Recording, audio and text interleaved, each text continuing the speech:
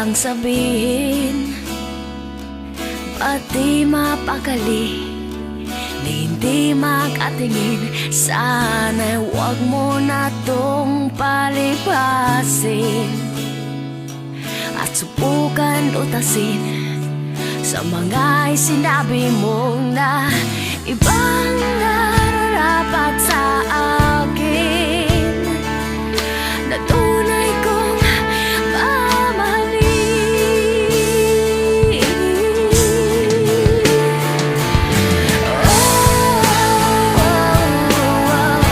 Huwag na huwag mong sasabihin na hindi mo nadama itong pag-ibig kong handang ibigay kahit pamalayaan mo.